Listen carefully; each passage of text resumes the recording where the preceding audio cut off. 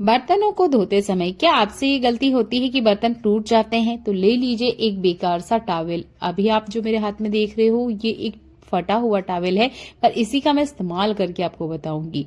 इस टॉवेल को मैं सिंक में कुछ इस तरीके से लगा दूंगी जैसे मैं आपको दिखा रही हूँ। जब हमारे यहाँ गेस्ट वगैरह आते हैं तो हम इस तरीके से कांच के ग्लास का इस्तेमाल करते हैं, सेरेमिक के कप का भी इस्तेमाल करते हैं और अगर डिनर सेट निकालते हैं तो उसका भी इस्तेमाल करते हैं। पर नॉर्मल अगर आप इसे सिंक में रख के क्लीन करने जाओगे तो ये टूट जाते हैं, भले ही आप कितनी ही सावधानी क्यों ना रखें। अगर हाउसमेट आ रही है तो आप उसको भी ये बात बताएं कि प्लीज वो बेस में एक टॉवेल को लगाएं, उसके बाद ही इस क्रॉकरी को साफ करें। अदरवाइज आपके इतने महंगे बर्तन कुछ सेकंड्स लगेंगे और टूट जाएंगे। आप कितनी ही सावधानी क्यों ना रख लें। और इस बात का जरूर ध्यान रखें कि जब आप कांच के ग्लास या इस तरह के कप कुछ भी क्लीन करते हैं, इसके साथ में स्टील का बर्तन ना रखें। इस तरह का स्टील का सिंक हो तब भी आपने कपड़ा लगाना है, और अगर सेरेमिक का सिंक है तब भी। इन बातों को अगर आप ध्यान देते हो आपके यही गिलास सालों साल चलेंगे और बिल्कुल भी नहीं टूटेंगे। मैंने अपनी गलतियों से सीखा है, क्योंकि आज तक शायद मैं ये 5वां या 6ठा सेट ले चुकी हूँ कि ये टूट जाते हैं। गलती बस इतनी सी ही होती है कि हम ना बेस में कोई कपड़ा नहीं लगाते हैं, थोड़ा सा भी हाथ इधर उधर हुआ तो ये जो ग्लास वगैरह है टूट जाते हैं।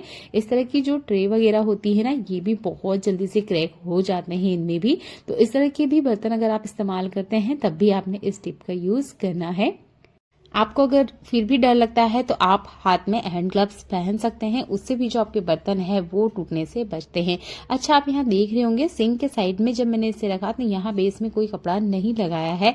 अगर आपको तब भी डर लगता है कि ये क्रैक हो जाएंगे, टूट जाएंगे, तो इसके बेस में भी आप कपड़ा लगा सकते हैं। इसी तरीके से एक टॉवेल लीजिएगा और जब आप ये बर्तन सुखाएंगे ना, वहां पे भी बेस में लगा दीजिएगा। और जब आपका टॉवेल का काम हो जाए, टॉवेल को अच्छे से धोइए और निचोड़ के रख दीजिए। नेक्स्ट टाइम आप फिर से इस्तेमाल करने के लिए इसको यूज कर सकते हैं। ये देखिए ग्लास वगैरह अच्छे से मैंने क्लीन कर लिए हैं। और इस तरह की ट्रे वगैरह भी इस्तेमाल करते होंगे आप, तो इनको भी आप ऐसे ही क्लीन करें। एक और काम का यूजफुल टिप देखिए, एयरबड का इस्तेमाल हर घर में किया जाता है। अब इसे जब हम इस तरीके से पॉलिथीन में से निकालने लगते हैं तो एक के साथ ना बहुत सारी आ जाती है, और बहुत बार तो ऐसा होता है कि ये सारे की सारी इस्तेमाल ही नहीं हो पाती है। मान लीजिए अगर 10 इस्तेमाल करी तो 20 गायब हो जाएगी। अब ऐसा क्या करें कि ये जो एयरबड है पूरी की पूरी इस्तेमाल हो, तो इसके लिए आपने क्या करना है, इस तरह के पेपर बॉक्स आपके घर में जरूर आते होंगे। साबुन का हो सकता है, कोई दवाई वगैरह अगर आप लेकर आते हैं तो उसका भी हो सकता है। जैसे हिमालय का जो साबुन आता है ना बच्चों का, उसका जो पैकेट दिखा रही हूँ मैं आपको, इसको आप कवर कर सकते हो। मैंने पहले से एक पैकेट कवर कर रखा है, तो इस तरीके से आप इस्तेमाल कीजिएगा। आपके एयरबड पूरे यूज होंगे और डस्ट फ्री रहेंगे। ऐसा एक और काम का यूजफुल टिप, जब भी आप माचिस का इस्तेमाल करें तो उसके साथ एक खाली माचिस भी जरूर रखा करें। अक्सर खाली हो जाने के बाद इसे हम डस्टबिन में फेंक देते हैं या बेकार ये पड़ी रहती है। तो आप इस तरीके से 2 लीजिएगा और एक सेलो टेप की मदद से कुछ इस तरीके से चिपकाइएगा जैसे मैं आपको दिखा रही हूँ। अगर आप सेलो टेप नहीं इस्तेमाल करना चाहते तो कोई गम या डबल टेप का भी इस्तेमाल कर सकते हैं। सेलो टेप है तो आप जैसे मैं आपको दिखा रही हूँ ऐसे घुमाइएगा, अच्छे से यहाँ पर ये चिपक जाएगी। और दोनों ही माचिस को चिपकाने में ये बिल्कुल कैपेबल होती है, ऐसा नहीं है कि एक ही चिपकेगी, दोनों चिपक जाएगी। ये देखिए। अब आप सोच रहे होंगे 2 माचिस को मैंने चिपकाकर कौन सा टिप बताने वाली हूँ, तो देखिए बहुत काम आने वाला ये टिप है। जब भी हम मंदिर घर में अगरबत्ती जलाने के लिए माचिस का यूज करें या किचन में ही क्यों ना इस्तेमाल करें, तो हमारी एक बहुत बेसिक सी आदत होती है, माचिस की तीली को इस तरीके से जलाया, दिया जलाना है, गैस जलाना है या कुछ भी काम में आपने लिया, तो बुझाने के बाद अक्सर हम इसे ऐसे ही फेंक देते हैं। लगता तो ये एक नॉर्मल सी आदत है, पर यही काम तब बढ़ जाता है जब हमें क्लीनिंग खुद करनी पड़े। आपके ही टाइम की बचत करने वाली यह टिप है। तो जब भी आप माचिस को रखिए कुछ इस तरीके से रखिए, और आपके घर के मेंबर को भी इस बात को आप समझाएं कि वो माचिस को इस तरीके से इस्तेमाल में लें। यहाँ पर मैंने एक छोटा सा प्याज लिया है, ये देखिए, इस प्याज को मैं कट कर रही हूँ। इसका हमें सिर्फ छिलका उतारना है। आप जैसे ही प्याज को छीलते होंगे, आपने और हमारे साथ ये चीज जरूर होती है कि इसमें से एक तेज दुर्गंध सी आती है, जिसकी वजह से हमारी आंखों में आंसू आते हैं। प्याज एक ऐसी सब्जी है जिसको हम लॉन्ग टाइम स्टोर करके काट के नहीं रख सकते, इसीलिए यहाँ पर हम प्याज की दुर्गंध का इस्तेमाल करेंगे, पर अलग तरीके से। प्याज को जैसे मैं कट कर रही हूँ आप ऐसे कट कीजिएगा।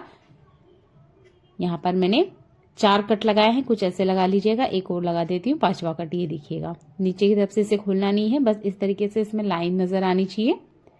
इसके बाद में हम लेंगे खाने वाला ये व्हाइट नमक, थोड़ा सा लीजिएगा। अब आपने क्या करना है, इस प्याज को हल्के से खोलना है और इसके अंदर अच्छे से नमक डाल देना है। इससे क्या होगा, प्याज की जो दुर्गंध है वो इसके अंदर ही रहेगी, एकदम से नहीं उड़ेगी, हल्की हल्की से इसमें से निकलती रहेगी। अब आपने क्या करना है, इस प्याज को रखना है घर के उस कोने में जहां से स्मेल आ रही है, कोई बैड स्मेल है या कोई दुर्गंध आ रही है या कोई कीड़ा मकोड़ा कॉकरोच वहां बार बार जाते हैं और जाले वगैरह बनाते हैं। ये बहुत स्ट्रांग एक स्मेल है जो कि किसी भी कीड़े को पसंद नहीं आएगी। तो आप इस तरीके से एक छोटे से प्याज का भी इस्तेमाल कर सकते हैं। आप चाहे तो इसे हैंग कर सकते हैं या घर के किसी कोने में भी रख सकते हैं। अगर फंगस वगैरह की स्मेल है तो वो भी इससे निकल जाती है। यहाँ पर ना हमारा जो गैस स्टोव है उसकी डीप क्लीनिंग हो रही थी, तो मैंने इसके जो पार्ट है वो अलग कर लिए थे। अब इसको मैं आपको क्लीन करना बता रही हूँ। यहाँ मेरे पास ज्यादा टाइम नहीं था, 1 घंटे का ही टाइम था। अगर आप चाहें तो इसे कम से कम 3 से 4 घंटे तक रखें। इस तरीके से पानी में डीप कीजिएगा अच्छे से, लगभग 3 से 4 चम्मच इतना मैंने बर्तन लिक्विड लिया है, ये देखिए। इसके बाद में हम एक और चीज ऐड करेंगे, ये है व्हाइट विनेगर। तो लगभग आधा ग्लास इतना मैंने व्हाइट विनेगर इसके अंदर डाला था, क्योंकि बहुत ज्यादा जिद्दी गंदगी होती है और इस तरीके से हम पूरे गैस स्टोव को शायद ही कभी क्लीन करते होंगे। तो जब भी आप करें तो बिल्कुल कंजूसी ना करें इन चीजों को डालने में। और मैंने लगभग 1 बड़ा चम्मच इतना मीठा सोडा लिया है, ये देखिए। अब अच्छे से यहाँ पर इसको मिक्स करना है। जब आप अच्छे से मिक्स करोगे तो देखिए बहुत बढ़िया से झाग बन जाएगा। तो गैस स्टोव के ऊपर जो भी चीजें निकाली जा सकती हैं उन सबको आप निकाल लीजिएगा। जैसे मैंने यहाँ स्टैंड को निकाला है और जिसके ऊपर बर्नर लगाया जाता है वो वाला हिस्सा भी हमने बाहर निकाला है और जो बर्नर है वो भी निकाले हैं। यहाँ आप देख सकते हो पानी का कलर बदल चुका है, ये जो सरफेस है अच्छे से ढीली हो चुकी है।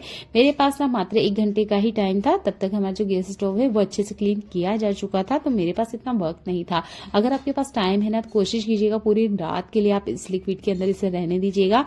मेरे पास वक्त की कमी थी, तो जब भी आप इस चीज को करें तो इस बात का जरूर ध्यान रखें कि आप रात के टाइम ये करें। पूरी रात आप इसे लिक्विड में रहने दीजिएगा। बहुत अच्छे से इसके ऊपर जितनी भी गंदगी है, चिपचिपाहट है, वो निकल जाएगी। और कोशिश कीजिएगा खोलता हुआ गर्म पानी इस्तेमाल करें। यहाँ मैंने गलती की थी कि मैंने नॉर्मल जो टैप वाटर होता है उसी का इस्तेमाल किया था, इसलिए यहाँ भी गंदगी निकली। ऐसा नहीं है कि इसमें से गंदगी नहीं निकली है। आप मेरे हाथों में जो बर्नर स्टैंड देख रहे हो, मैंने इन्हें फर्स्ट टाइम क्लीन किया है। मतलब 12-13 साल से मैं कंटिन्यू गैस स्टोव का इस्तेमाल कर रही हूँ, पर कभी मैंने इन्हें क्लीन नहीं किया था और मेरे पास ज्यादा टाइम नहीं था। मैंने 1 घंटे के लिए ही इन्हें डिप कर पाई। अगर मेरे पास टाइम होता ना तो मैं पूरी रात के लिए इन्हें जरूर डिप करती। तो जब भी आपको मौका मिले, आपका गैस स्टोव पूरी तरीके से डिप क्लीनिंग किया जा रहा है, तो कोशिश कीजिएगा आप इसे उखलते हुए पानी में डाल दीजिएगा।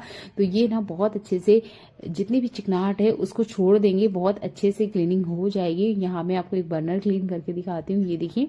बर्नर हमेशा हमारा जलता रहता है, इसलिए यहाँ पर काफी ज्यादा काले की इकट्ठा हो जाती है। आप मेरे हाथों पे देख सकते हैं, इसमें से गंदगी निकल रही थी। तो ये अच्छे से बढ़िया से क्लीन हुआ था।